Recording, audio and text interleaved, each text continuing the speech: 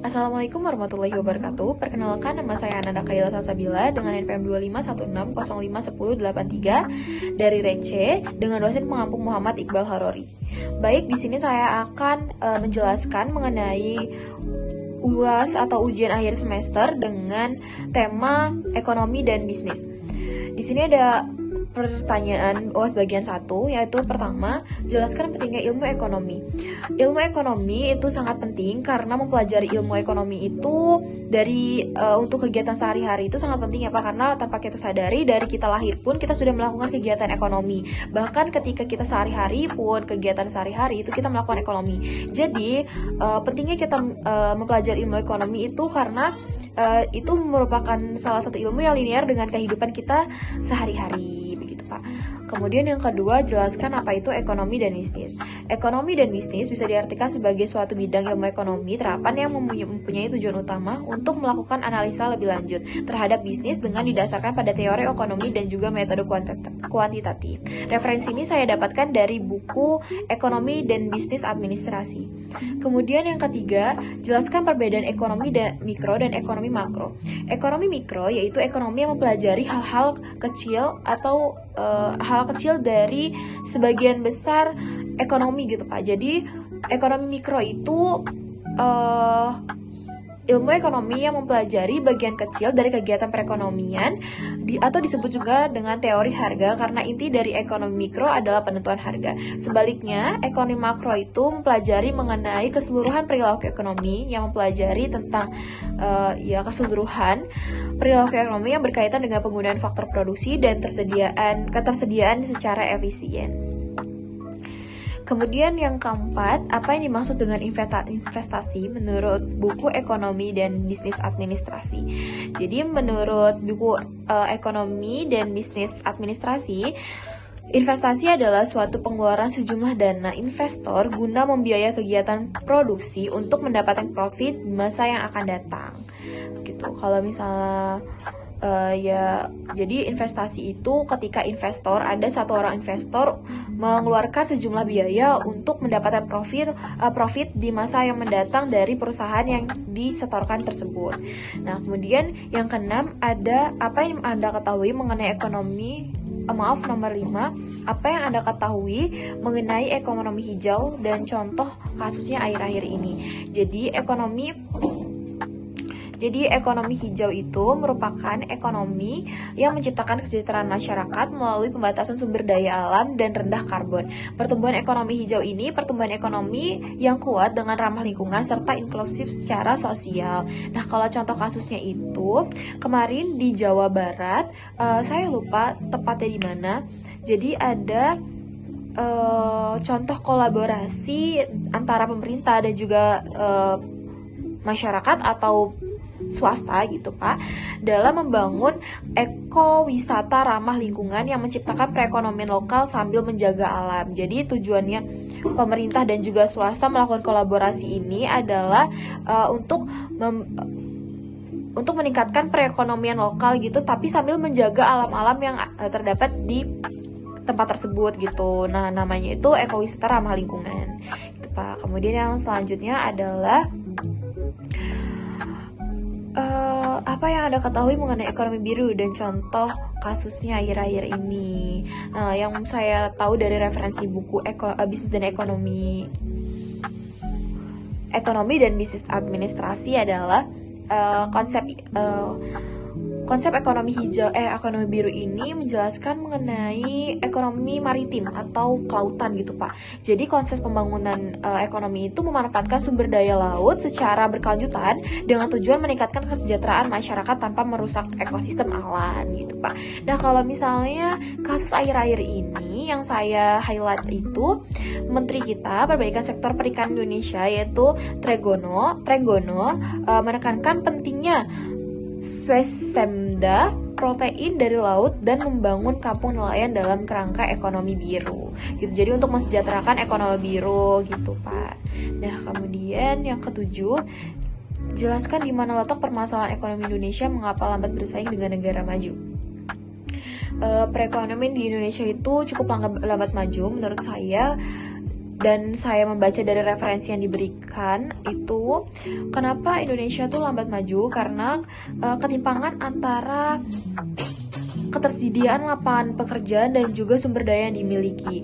Juga sumber daya kita yang masih sangat rendah, kemudian infrastruktur yang kurang merata.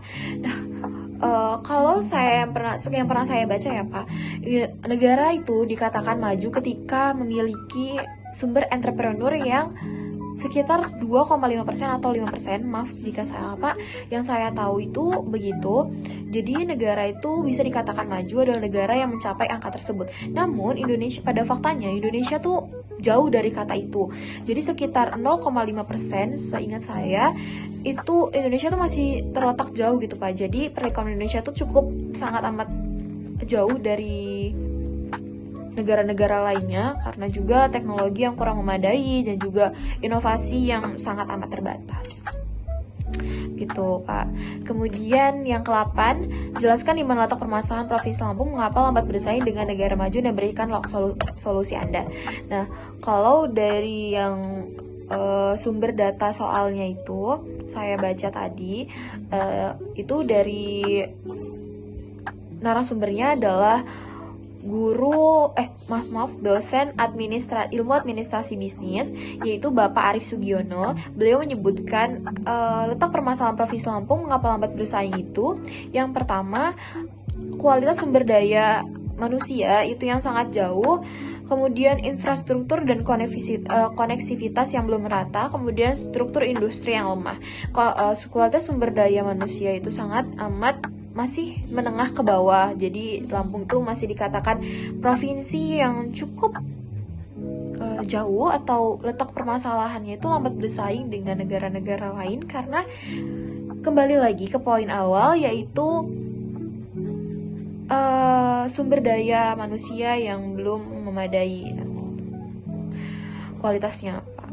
Kemudian infrastruktur yang dananya entah kemana, itu juga merupakan salah satu letak permasalahan sih Pak menurut saya.